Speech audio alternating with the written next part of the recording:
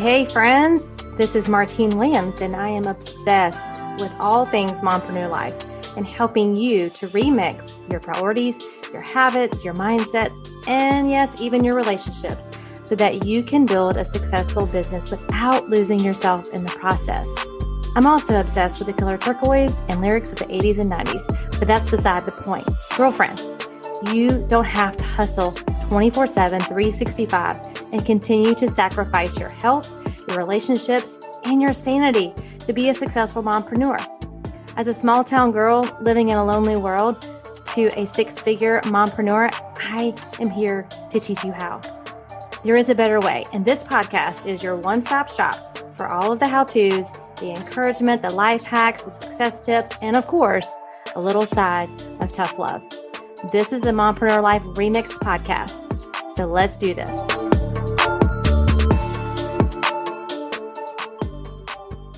Hey friends, it's Thursday, which means another episode of the Mompreneur Life Remixed podcast is up for you today. And today's episode is episode 14 with Amy Pottenger. She is our Turquoise Talks guest today, and she is an award-winning interior designer who has done all the things for design, all the mom business owner things for the past 16 years, and love to show you how to make them all live together happily and with ease and without perfection, because that doesn't exist, right? And she can't wait to connect with you and spill her secrets so you can have the home of your dreams quicker than your toddler can fling spaghetti at the wall. All my toddler mamas out there, you get what she means by that. Her goal is to help mom entrepreneurs create empowering home environments so that they can flourish in business and at home. And you are just going to love this episode. If you struggle with focus, you struggle with being disorganized and just really trying to figure out how to have harmony in your home and be as productive as you possibly can, even for those of you mompreneurs who are out there working in the nooks and crannies of time, Amy has some great tips. She has some freebies for you. So I'm so excited. So grab your pen and a piece of paper and let's do this. Well, hey friends, and welcome back to the Mompreneur Life Remixed podcast. I'm so excited for my guest today on our Turquoise Talks. Those are the episodes where I bring on another mompreneur so you can hear inspiration from her as a mompreneur, how she runs her day. And today's guest is going to be talking about how to become more productive while working at home and giving us all the life hacks, the trips, and the tips and the tricks, into helping you to create a space in your home to be more productive. And I know that as mompreneurs, many of you are working from home. So I'm really excited to have Amy Pottenger. Did I say it right? Yes, you said okay, it right. Good. So excited to have you on here. And I always like to start out with just some simple questions just for our audience to kind of get to know a little bit more about you. But thank you so much again for being on the show. I'm really excited. Absolutely. I'm so excited to be here. Thank you for having me. Awesome. It's great. So tell us a little bit about you, your family, and why you decided to become a mompreneur. Yes. So my name is Amy and I have 2 kids, 2 dogs and a husband. I have one who is just getting into teenagerhood and the other one is preteen. So I am like right there with it. We have a very busy household and my husband is also an entrepreneur who owns his own business as well. So we are a whole bunch of crazy in our house and we love it. Nice. But we are lots of creatives in our house. Yeah. So I grew up with a dad who owned his own business. And so my first job was working with him in his business. And that's kind of all I ever knew was running your own business. And I never really thought that was something for me until I got older. And, I wanted to have kids and I wanted to have that flexibility with them where I could still, pursue a passion that I love, but also be there for them. And that's kind of what drew me initially into mompreneurhood is just, having that flexibility and freedom and being able to even show them how to do that and what that looks like for a mom. Yeah. I think that's so cool. It is, kind of showing our kids, the opportunities that are there for them if they decide they want to be their own boss. My dad also owned restaurants. So those were my first jobs too, working for him. And my mom had your traditional 9 to 5 job, but, and I never really, like you, believed that I could be my own boss, or that I could have my own business, and the flexibility, which is what I hear is one of those things that once you've been a mompreneur for a while, you kind of lose sight of, that you have this flexibility that so many other women and moms want to have. So I love that you touched on that, because it is something that a good reminder, that we are able to do those things and kind of set our own schedules. But my inspiration also came from my dad. So your husband, what is his business? I'm curious. So he's a videographer. So he has 2 companies. He does corporate and commercial, and he has a wedding and events company too. So all your fun videos I see on Instagram, is he the guy doing those for you? Not all of them. So like the reels is all me in my iPhone, but like he's like any professional looking video is him. It's him. That's awesome. Yep. What a perfect match. 2 creatives in the house. That's pretty fun. Yes. That's pretty fun. We make it work. Yes. So before you, what do you wish you would have known kind of before you started into being a mompreneur? Oh, absolutely. So I am in the design and art world. And if you are like into that world at all, and you scroll on social media, you look at anything, it is full of perfect. It is full of perfection. It's full of the illusion of perfection. And something I would have told myself, my younger self, is you don't have to be perfect. It's not, I think you've said this, it's not win or lose, it's win or learn. And that you fail your way forward. And I don't think I grasped that until way like now, like way later in life, that like, it's okay. Like this is, and even as, an interior designer, like, guess what? My house isn't perfect. It's not like nothing is perfect.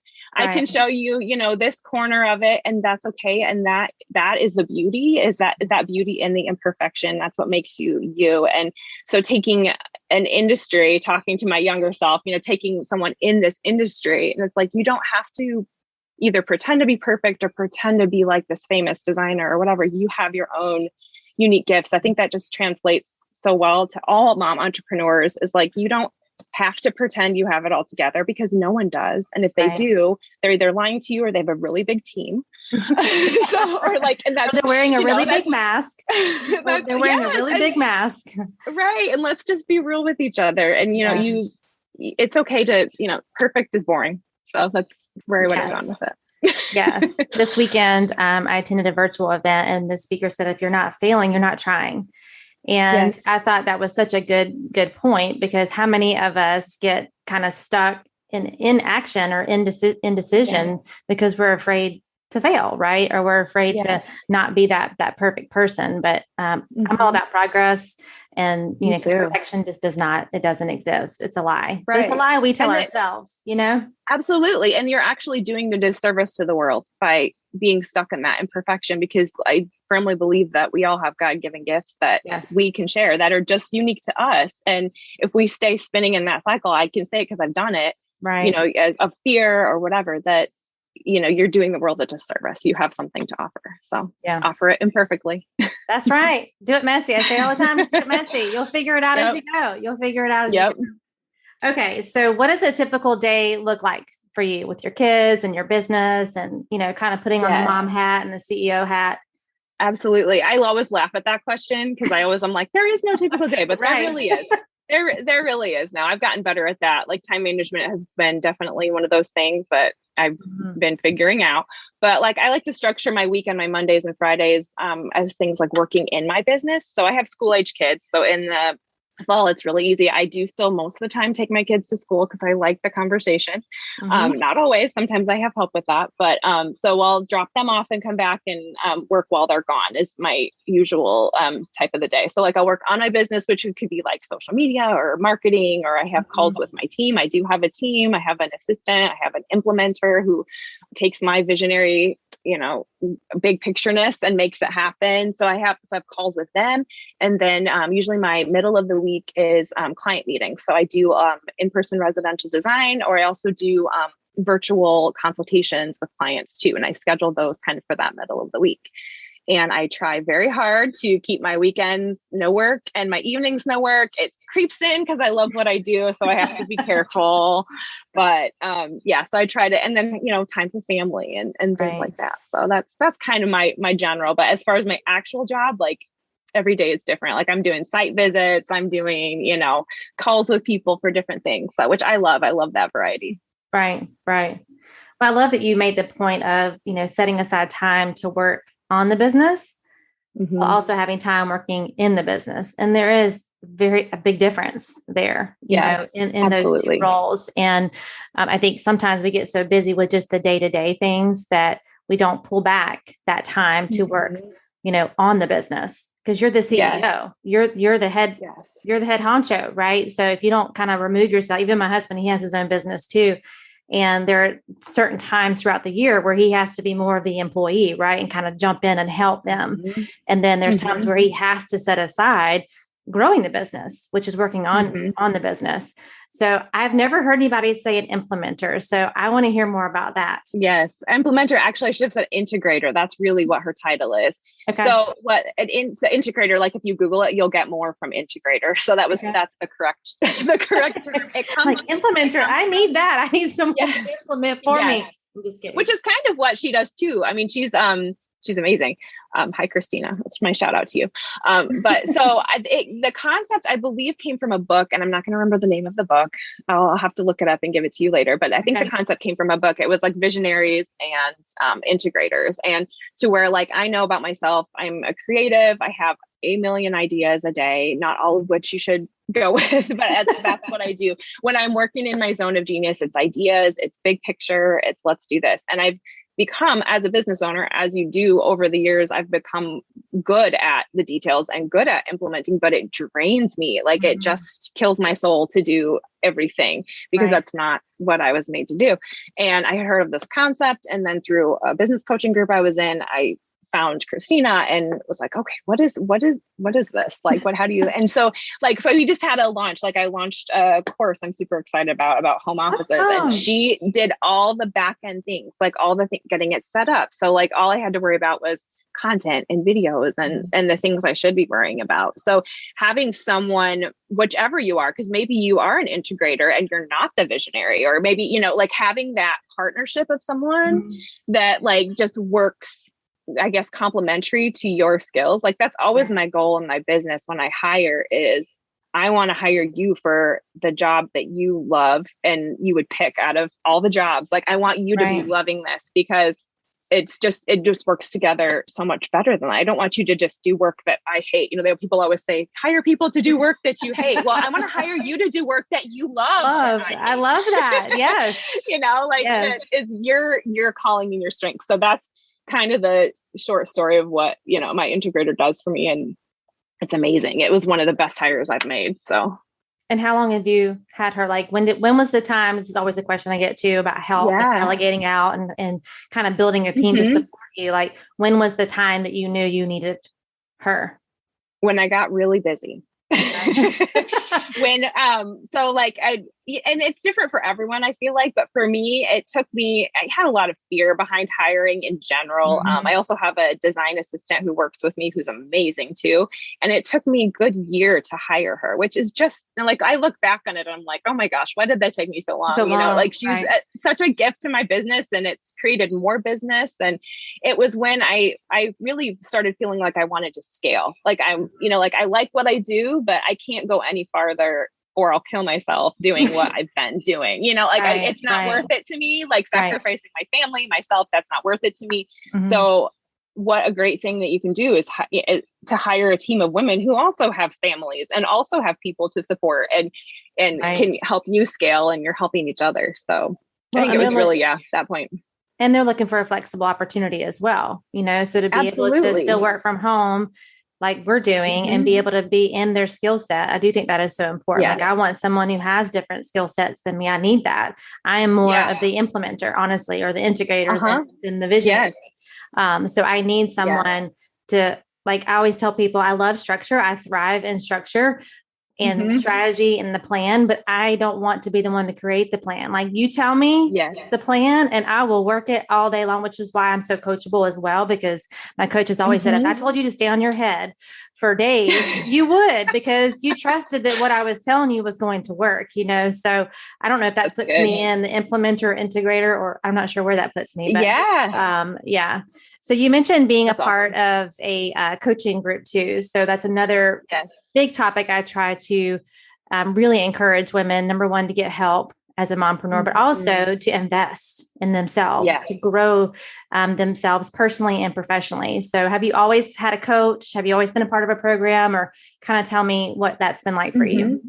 Yeah. So I've always been into personal development in some way, shape, or form, whether mostly it was books and then podcasts. And then through a podcast is actually how I found my business coach and ended up joining her program through that. It was kind of another case of like, this is really cool, but yeah, I'm ready to take this to the next level. I want to scale. I know, and I don't know how to do it. I know I need help. Like, I don't want to spend years and years figuring this out when I know this other person has figured it out and it's awesome. But, so it was kind of a lot of that, but I'm definitely kind of a personal development junkie. I love like all the things. I have to rein myself in sometimes. Like I love the podcast but like having like that group, like, and for me, it was interior design focused. That's what I do. And so like having the other designers in there and someone who kind of knows our strengths and weaknesses, whatever your field may be is just, it's gold. It's so valuable. It is. It's like getting the shortcut. There's still work to be done. You're not just handing over your business to a coach to do it for you. You still have to put in the work. But I always say you need to invest before you think you can afford it. And you need to get help before you think you can afford it too. Because like you said, you knew, and I know when I invested the first time, it was scary. The financial investment was scary, but I chose to look at it as an investment versus an expense. And I think that's a shift that we have to have as entrepreneurs, is that this is an investment for growth. And I wouldn't be where I'm at today if I didn't hire help. I'm sure you wouldn't either. I wouldn't be where I'm at today if I didn't have a coach to kind of hold me accountable. A lot of us, we know what to do. It's not the knowledge, it's implementation. Yes. And encouragement, and all the ups and downs. There's so many ups and downs being an entrepreneur. I mean, just having someone else that says, oh yeah, that happened to me last year, or I'm right there with you, or you're going to get through it. Like that encouragement is just so valuable. Yeah. I heard someone speaking a podcast, I think on the other day, they were talking, actually, no, it was in my coaching group. He said, being an entrepreneur is the biggest personal development journey you'll ever go on, and it's so true. There's so many ups and downs and all arounds, but thank you for kind of sharing about that. I just think it's important for them to know to get help and to invest in help and coaching and investing in delegating out. So I'm definitely going to be looking up Integrator and see kind of what that's all about. And maybe we can talk about that a little bit offline too. Okay. That's awesome. So one question I want to ask, one more before we kind of go into your tips today, is have you ever experienced burnout? And if you have, what did you do to kind of reverse it or heal from it? And if you haven't, what do you think you have done to prevent burnout? Oh, that's good. I feel like because of the personal development and coaching influences that I've had, I feel like I've been able to head it off a little bit. Okay. But I will say, like, I'll just admit right now, I'm over 40. Like as like the older I've gotten, the busier I've gotten. I've even recently, with all the COVID and the way the world has changed, and I've had kids at home, like school age kids, like we homeschooled our kids last year. Like there have been there's just been so much put on the shoulders of moms, on everyone, but I'm just going to talk specifically of moms, and then let alone mom entrepreneurs. So I felt it in the past like year and a half. And I've even recently just kind of taken a step back, like personally, not for my business, but just in my life. And I've started to evaluate, which is why I've started hiring more, honestly, is saying like, what is my zone of genius? Because I will oftentimes jump in and, I can do that. I can do that. I can do that. And then that is total burnout fuel right there. And I kind of started recognizing it like, okay, things that used to not exhaust me are exhausting me. Like that's a problem for me. Like what? So I feel like with the help of, the coaching and personal development, I was able to recognize it sooner and work through it better. But I mean, absolutely, I've experienced, moments of that. And I think for me, it's been moments of, I read or heard this recently. It was something about like all those little compromises that you make, add up to like something big. And I started feeling that. I'm like, okay, like it's time to take a step back and hire out those things that someone else loves to do that I don't need to be spending my time doing, because my time is much better spent over in this area kind of thing. So I kind of feel like I'm working through it a little bit right now. And just like we ended up, like, for example, we ended up hiring last year with my kids homeschooling, we ended up hiring a tutor for my son, because teaching children is not my gift. And God bless teachers. I love everyone. I know, right? Thank you, teachers out there. Like thank you, teachers, because you are amazing. And I am not you. And I can teach other things, but I can't teach my kids. And so, just those moments where I'm like, okay, yeah, this is worth, and he did so much better. And it was great. We hired a college student. So like she was able to get experience. And so again, a lot of times those situations where you get help are win-win. Like if you're afraid of hiring help, like you're helping someone else too. So if you're keeping that in mind, right. But yeah, so it's just those little moments where it's like, okay, things that are used to excite me are tiring me. This isn't okay. This is something's wrong. And taking a step back and evaluating. Right. One of the guests that I had on previous, Cindy Monroe, she was talking about how, I asked her the same question, and she said, for me, it was that I wasn't tired. I was just uninspired. And so she's like, it wasn't that I was doing all the things, because she had all the help. She had a team, but she was just uninspired in her work. And so that was what her burnout kind of looked like. And so when you are, like you said, when you're not playing into your strengths and you're doing things that aren't cup filling or, filling the joy in your business, which there's all things in our businesses that we just got to do, even though we don't like doing like laundry. We have to do laundry. I don't know anybody that really loves doing laundry. If you do, no shame, but I don't know what's going on over there. If you love doing laundry, definitely not me. But I think that's also, something to think about. Maybe you're just uninspired in your space. So, when we think about space, let's kind of transition into our environment and just how important it is, because it could be the environment that is leaving you feeling drained and overwhelmed. So can you talk a little bit about how that works? And maybe someone listening that does not even realize that that's the source of overwhelm for her. Absolutely. So especially when you have a home office and you are walking from the kitchen to the office, or for some of you might not even be in office yet. You might be walking from the kitchen to the living room, and you're looking at those piles of papers, the kids' toys on the floor, and oh man, the dog just threw up on the rug. And like you have so many, that's life. Like that's what's happening. And you have like an hour and a half, if the Lord is with you, with that toddler that's taking a nap, and you need to go get stuff done. And you love your business. You love that. And you love being there for your toddler. Right. And when you look around that space and everything is crazy, you don't have an area even to call your own to do your work, whether that area is a chair or a desk.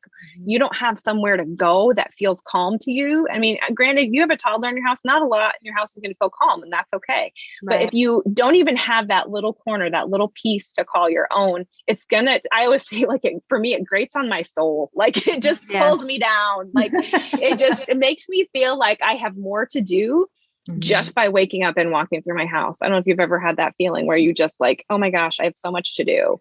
And it's that when you have an unfinished home or a home that you haven't thought through, I'm not even going to say uncluttered, because clutter happens and you can deal with clutter if you're intentional in your space in the beginning. Right. So if you're not intentional about your workspace, it's going to drag you down. It's going to make you feel like you have this endless to-do list, and you might not even know why you feel that way. It's the feeling you get when you're in your home, when you're walking through a space. Like that's kind of how I equate it down to, like that feeling in your body that you might not even know what to name, of overwhelm.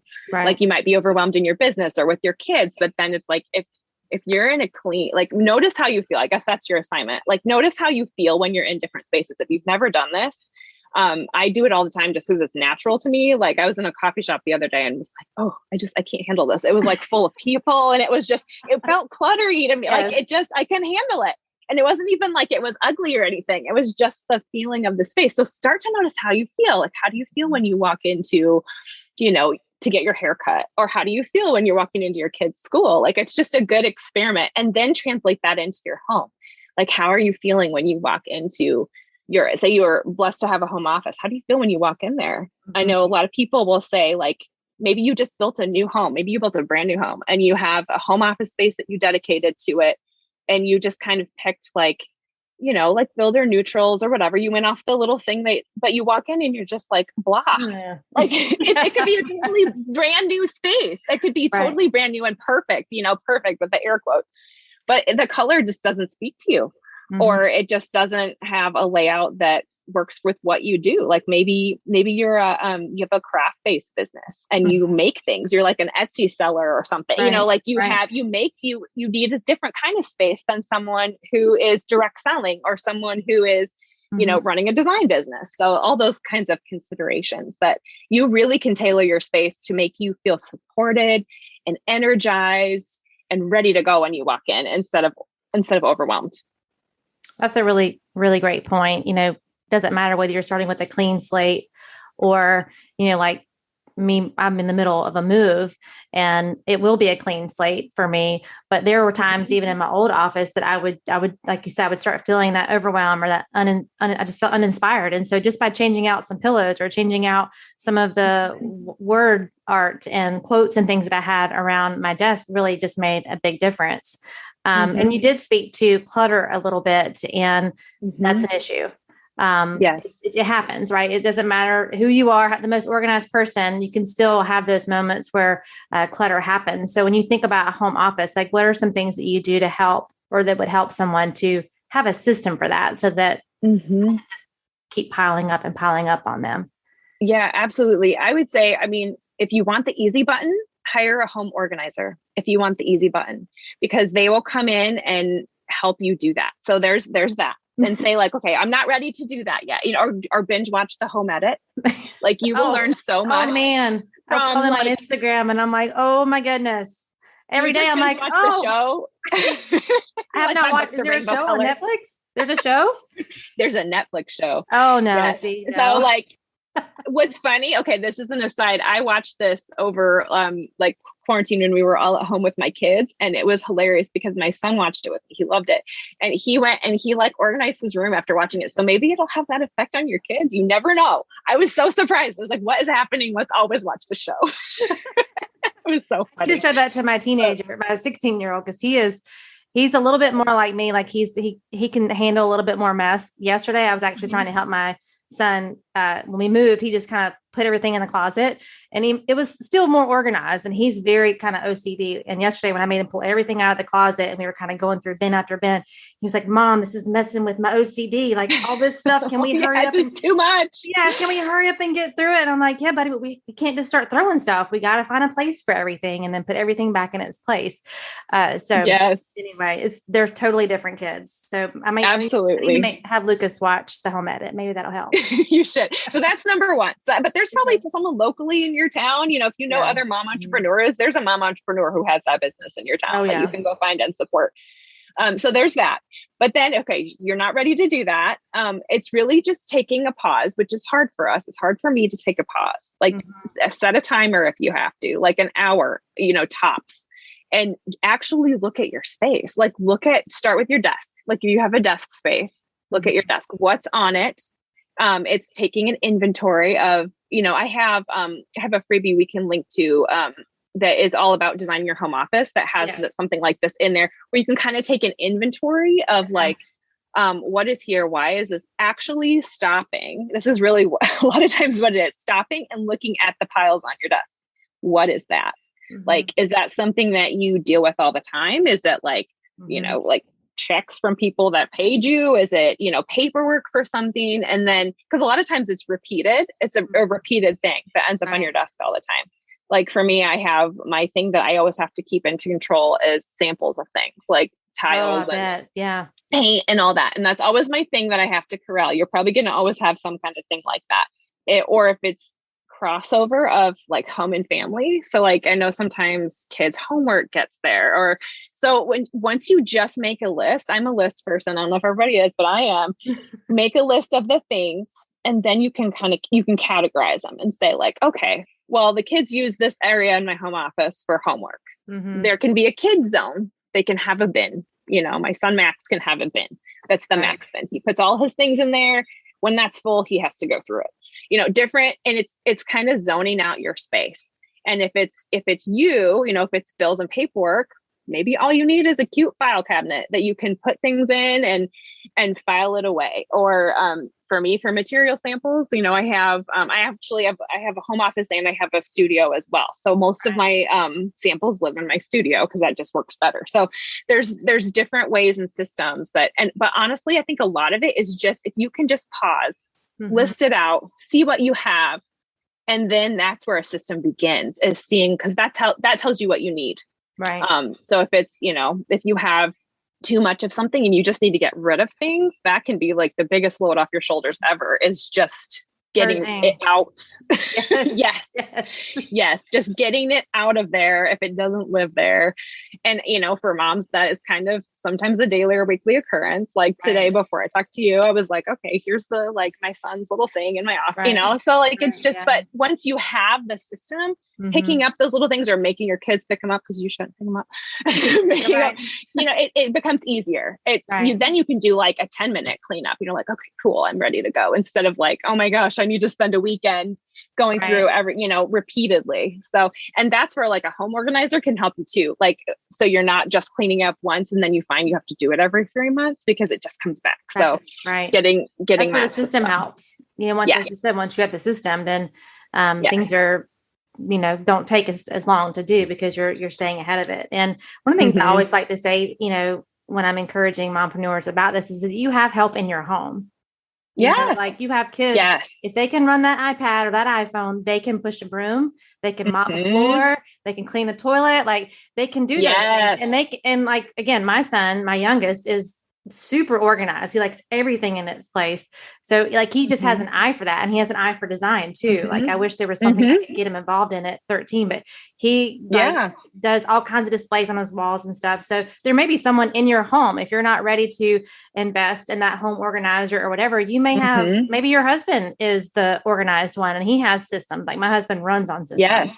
So, be willing to just say, I need help. Like, don't feel guilty as a mom or as a mompreneur that's just not your area of giftedness. That's not your area of strength. There is someone, you may even have a BFF that for free would come to your house, because she just loves to help people purge and she just loves to organize. So the key is, like you said, just pausing. Like we want to just stay in that mode of work, especially if you love what you do. I heard you say that earlier. It's harder for you to slow down. It's harder for me to slow down, but you can't keep allowing your environment to hold you back. And you can't keep allowing your environment to make you feel overwhelmed, because that decreases your productivity, right? Absolutely. Yes. Now that's a big piece of the puzzle too with mom entrepreneurs. So like a lot of us, either you're working in pockets of time because we like that freedom and flexibility. We want to be at the soccer game. We want to be there to, see our kids' events. So we're working in pockets of time a lot of times. So you have babies or toddlers, you're working at nap time, which is great. That's how you've set things up. But then if you're taking those precious few hours that you have to work to try to find something like, I left that, that client sheet here, or I left, where did I set my laptop down? Oh, shoot, is that in my car? And you're spending like a half an hour to an hour looking for stuff. That is so frustrating. And then you just I don't know if I've done this. Like, you just sit down to work and then it's like, I have to go pick everyone up. Or like you get it all organized. Yes. And you're like, nap time is over. Man, what happened? Man. Yes. And so like having a space that's already set up for you is going to help you with that, where you're going to come in, like I said, come in energized, come in ready to go. So like you can just go. You can go get to work. You're not moving stuff around. You're not trying to find the things, and that's your productivity. You're using your time really well, which I'm a big fan of. I don't like to waste time. No. Ain't nobody got time for that, right? Nope, sure don't. Sure don't. So when I first became an entrepreneur, my desk was the kitchen table. And I know we talked about before we started recording, like what it feels like when you're having to constantly move your stuff around and you don't have a designated space. So, I did it for 7 years and I was fine, but I did still have a designated space. So whether it's the kitchen table or the corner in the room, I have some friends or peers that have moved a closet into their office. They I love those closet into an office. So for that person that's listening today, that is doing that, she's constantly shifting her workspace around. Like, how is that impacting her? And what would you tell her to do first? Like, how can she find that space for herself?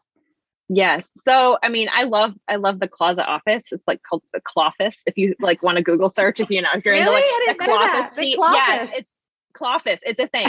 And I think it was born out of all the COVID. It was people looking for office space, but it is a thing. And there are some amazing ones. I love them. So really the first key is, again, taking the pause, thinking about what you do, what you need.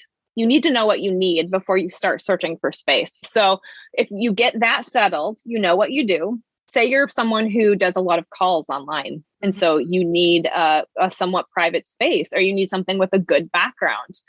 That can be as simple as a styled bookshelf and a folding table that no one sees, so it's just, it's seeing like what you need, and a room with a door, so it can be as simple as that, or it can be as complicated as, adding on to your home. It just depends on what your level is of what you need.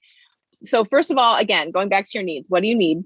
And then you can kind of go on a little hunt around your home. I know I laugh because like I've talked to some mom entrepreneurs where it's like their husband will have a home office that he never uses, and they're in the basement with a folding chair. And it's not their husband who's saying like, "Oh, you can't use my office." It's not that. It's the mom who's like, "Oh no, I'm fine. I know I'm fine. I can do, yeah. like I I'll can just do be that. last. Everybody else have everything. I'm just going to be on the back burner back here in the basement."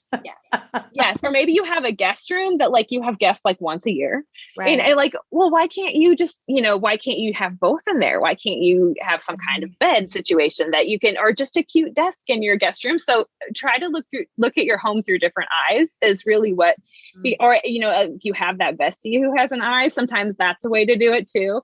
Right. Walk around and look at those. How do you actually use it? I mean, or do you have a dining room that's really formal that maybe you only use that like at holidays? So maybe you can tailor that where maybe you keep your dining room. You don't have to get rid of your dining room, but maybe you have a cool piece of furniture in there that folds all in like an armoire that can hold like your laptop and your work papers, to where when you're done, you put it all away and fold it in there. So there's so many ways to get little pockets out of your space. And if you are the one who likes to move around, because some people do, like with their laptop, that's great. Then look at where you are maybe most frequently. You probably will need some kind of home base to keep your stuff. That's really where it comes down to. So what is that going to be for you? Is it going to be a closet? Is it going to be like you have no closet space? So maybe you get a piece of furniture to do that, that kind of thing. I like to have an actual home base. Like I like my desk, I like my things, but think about your work style, because not everyone needs or wants that. Right. So it's just doing a little detective work around your space. And a lot of times it's a shared space. Like when we were all at home, my husband and I shared a home office. He's almost never in a home office otherwise, but so then we made it work and shared it that way. So it's looking at your needs always. You don't need to create a space. Maybe you don't need a giant room, right? Or maybe you do. So looking at your needs and then doing a little detective work around your space to see where that would best fit for you. And if you're a multi-passionate entrepreneur like I am, I have two businesses. I found that when I was trying to focus on the other business that was new and fresh, I couldn't be in the same space as the business I have had for 15 years, because it like pulled at me to focus on the business, that I've been in for 15 years. So it was just this aha moment I had that I needed to go outside if I could, or go into the living room and like you said, be a little bit mobile in that way. So if you are feeling like there's this other business, maybe you're trying to launch or that you're wanting to do, and you're just uninspired in that current space that you've always worked in, it's okay to pick it up and move somewhere else where you can be more inspired. Have you experienced that? Yeah, absolutely. I think that's true. Or just getting, like fresh eyes, especially being in our home so much. Like, like for us, our big thing was our we have a screen and porch, like, and we got different furniture out there, and we would just hang out there. And sometimes like I'll sit out there and I'll write blogs, or it'll just be a different feeling. And really, this is why I feel like for mom entrepreneurs, home in general is just all the home. Right. Like if your kitchen's not working and you go in to get a cup of coffee and go into your beautiful home office, it's still going to give you that same feeling of overwhelm that, so it's piece by piece, because we all have a lot to do, and you can take things room by room, which is why I like starting with a home office, getting, and that's a tip for you for moving. I always tell people when they first move into a home, pick one area that is like your safe space, like your pretty space, like whether a lot of times it's a living room, like I'll say, get your furniture set up, put out a candle, put a plant in the corner. If everything else is chaos, have one place you can go at the end of the day from the chaos that feels good while you're setting up. So Right. it's the same kind of idea. It's a process, and most people don't do it all at once. So, go piece by piece into prioritizing those areas in your home. And then if you do, wander around with your laptop, you're not going to be stressed out if you're sitting in your kitchen versus, sitting in your home office that's done. Right. Other than the home office, like which room is there like one room you think is the most important? Like if someone was like, okay, my home office is pretty good. I don't feel uninspired in it. It's pretty, organized. Like what would be the other room as for a mom that you would be like, this needs to be taken care of or tackled? It's kind of a tie to me, like between either a main living area space. So like the place where you unwind with your family at the end of the day, having that be welcoming and inviting, or your kitchen. Okay. Like they're both really big. So like it usually, as if you're looking at it through a cost standpoint, as like, oh, what do I do first? Well, your living room is going to be the lesser expensive of the two if you're talking renovation. But those tend to be the spaces that people are in most of the time. Yeah. And when you're, and then, then I'll throw in, they're all important, but those are my top two. I will say that. But then your bedroom. Yeah. Like your bedroom is the other, like your own bedroom as a mom is the other one that that one I see neglected a lot, because it makes sense to people to redo their living room or their kitchen because, there's a lot of productivity, but no one usually sees your bedroom except for you. And so just those would be place to hide things. It's easy place to hide because most people aren't in your bedroom, but you are, and I forget who it was that shared with me that, even in your bedroom, that should be like the sanctuary for you and your husband. And so like even having like family photos, like it should be photos of you and your husband and not so much family stuff. And so that it's been interesting to kind of transition into that and really kind of creating that sanctuary for him and I, it's been really good for us. But I don't know if you agree with that, with just it being. I do. But yeah, there's so much psychology in the design of a home that is subtle and that you might not realize. Like it can be as small as maybe you're moving into a home that's already built and everything looks new and it's on trend or whatever, and again, air quotes, on trend, but you walk in and you're like, I don't like how this feels. Like you don't like that color. Like, you could love the color red and I could hate the color red. And that's just personal preference. So it's tailoring those little things like for you and your husband. Like maybe there's, a place you love to go or pictures. Like in my bedroom, I have pictures from like all of our anniversaries, like in a frame of the things we've done, or just those little things that give meaning. That could be like, a $10 frame in a picture that means so much to you when you walk past it. It's looking at that undercurrent of your home, like that psychology of like, do you have like this fake plant in there that you hate it? Like, get rid of it. It's better to have trend, so I'm supposed to have it there, right? Totally. Yes. No supposed to. Yeah. Like, absolutely. Oh gosh. That's so funny. That's so funny. It is like they're saying, I'm like, I want to like that, but I don't like it. Do you know? Yes. Yeah, I think because we wear different hats, right? As mompreneurs, we're the CEO, we're the mom, we're the wife. And so for me to create those spaces that are for those roles is important because that helps me take off the hat of CEO, when I walk into the living area, or take off the hat of mom when I go into my bedroom. And I think that's really important for, yourself. And one of the things you talked about is, generally put ourselves on the back burner. And, you creating your own spaces for you to find success and productivity in all of those areas is important. So not just in the home office, but in your home, and in your bedroom and your outdoor space. Like that's my favorite place to go. Like when you said you moved in, that was the space I got set first because I love to be outside. And while everything else is chaotic, I told her before we started recording, if she could see my office right now, it's not even the office. It's the guest room. That's going to be the guest room, but the office isn't ready. So now it's the office. It's a mess. But yeah, I think it's important for all those spaces for the different roles. Yep. For sure. And realizing that your home is either supporting you or it's taking away from you. And you have a hand in that. Like you have a hand in that. And it doesn't have to be expensive. It can be as simple as just getting rid of stuff. Like it really can start there. That it's either supporting you or not. And it should support you. You need more support. We all do. So why not have a beautiful home that supports you the way you live? Well, and as a mompreneur, if you're working from home, that's where you're at the most. Yes. And so it's interesting how we try to fix all the things around it, but where you're spending most of the time it needs to be a place that, like you said, sparks creativity if you're a creative, or sparks, rest when you're done with the day. So I just think that the key message that we've talked about is really just slowing down and taking an inventory. And that really is for all of life. If you're feeling, bugged out by, maybe a relationship, like pause, look at it, take an inventory. So there's so much you could apply to this, but I do think environment is something we just don't realize is having as big of an impact on us as it is. So thank you for sharing that.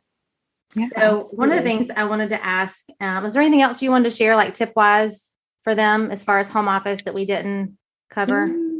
I know you have a freebie, so I'm going to link that in the show notes for everybody. So if you're trying to just get started, or you need just a place to kind of be the catalyst, I think that freebie is going to be really awesome. So I will post that in the show notes.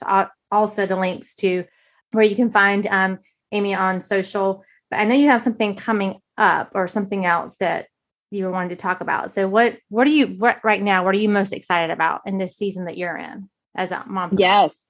Absolutely. I have a lot to be excited about. I have lots of fun. I've got basically 2 businesses right now. So I'm super excited about all my in-person design projects. Those are always fun and something different. But I'm starting a little bit of a new branch of my business, catering specifically to mom entrepreneurs and their homes. And I love giving mom entrepreneurs that easy button, that bullet pointed list, because that is what we want. I mean, that is what you need, there's so much information out there that is, like you're talking about, okay, I want to have a home that makes me feel productive. Okay. And then you get online and you're like, oh my gosh, no, just kidding. I don't want to do this. I mean, Pinterest alone. It is, Pinterest alone is a source of anxiety for so many people. So I can't. Just give me 3 options, but I go on Pinterest and there's a bazillion. And I've told anybody that ever is asking me to make a decision or pick something, bring me 3 options. Yes. Which is a great way to go. You give me more than 3, it's going to take me a year to decide.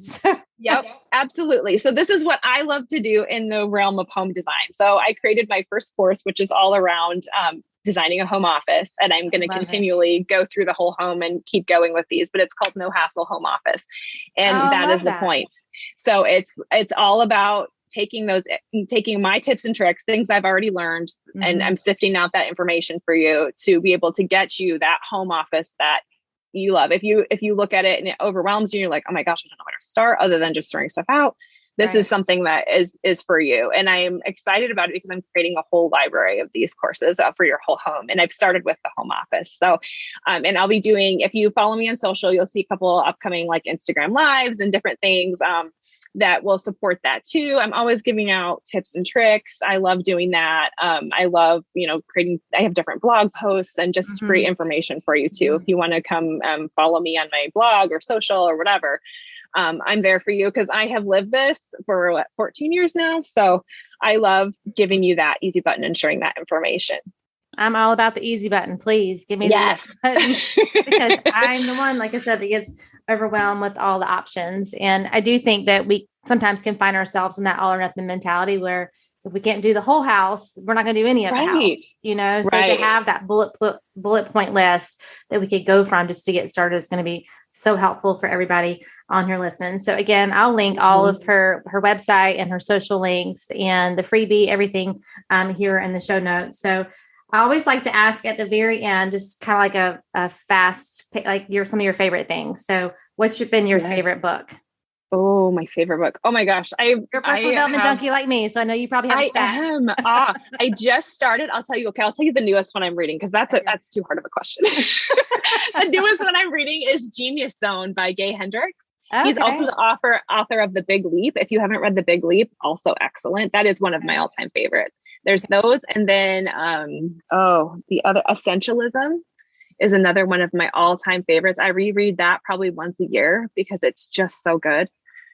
Those are the ones that come to mind immediately, but there's so many good ones. I know you've talked about Success Principles. That one's good too. That one, I feel like I need to go back through again because it's just, there's so much in it. But I know Essentialism is an easy read and easy in the fact that it's not huge. Right. But yeah, so Genius Zone is my latest love that I'm like, oh, I'm just starting diving into it. It's a relatively new book, I think, too, that just came out. So okay, cool. Yes. I haven't read that, The Big Leap or Essentialism. So all good. My stack just got bigger. I have a stack right here of books I haven't read yet. I need to get back on it.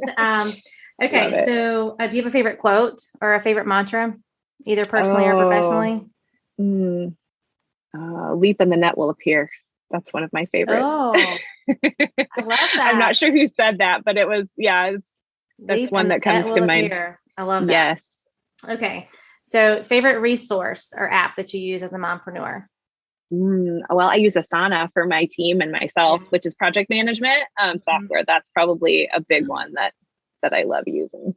I do love Calendly. Good old Calendly too. To schedule. Oh, I love Calendly and Cozy. I use Cozy Calendar. Like I know, like I have all the Apple stuff, but I love Cozy Calendar because my team can be on it. My husband, my kids, like everybody has their own color. I love it. I've been using that one for a long time. Okay. What's your favorite way? Because my mission is really to help women to burnout proof their life and their business and to really think about, themselves and not just be on the back burner, but knowing that your business is only good as you are. Your parenting is only as good as you are. Your marriage is only as good as you are. So you have to spend time choosing you. So what's something that you do that's just for you that you choose yourself? It's my mornings. So it would be my coffee.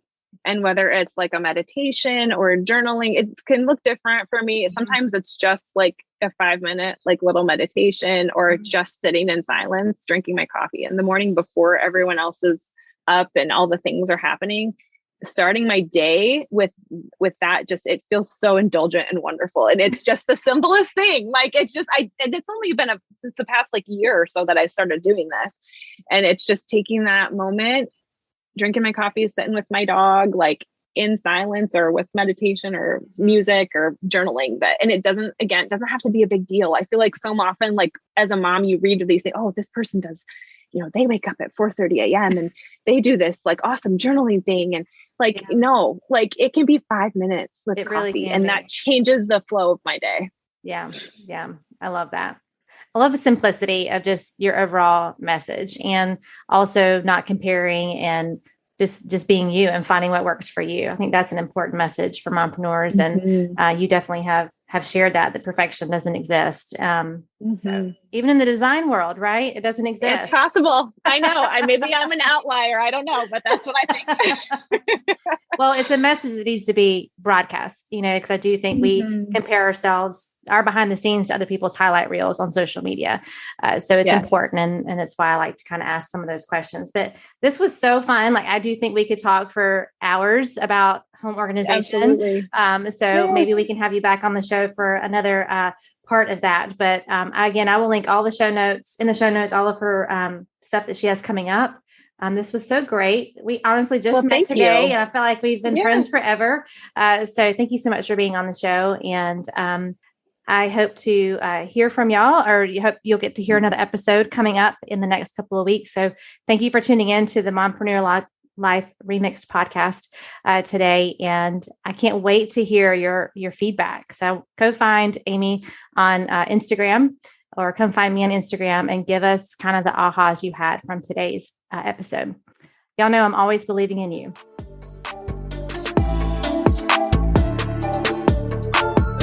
Well, that's a wrap, friends, for this week's episode of the Mompreneur Life Remixed podcast. Thank you so much for listening and for following the show. It means so much to me. And listen, friend, sharing is caring. So if you loved this episode and thought of some fellow mompreneurs who could benefit, send them the link. Share this episode or take a screenshot and head on over to Instagram and share and tag me at Martine31Williams. We are connected on Instagram, right? It's where you will get all the fun behind the scenes of my life and business as a mompreneur. Until next time, know that I am believing in you always.